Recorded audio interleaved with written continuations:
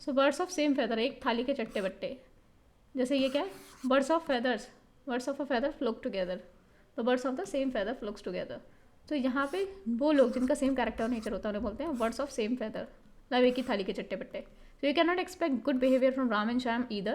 They are the birds of the same feather. दोनों से good आप बिहेवियर एक्सपेक्ट मत करो बिकॉज दोनों ही एक ही थाली के चट्टे बट्टे हैं. तो in English we can call it they are the birds of same feather. We can not expect good behaviour from them.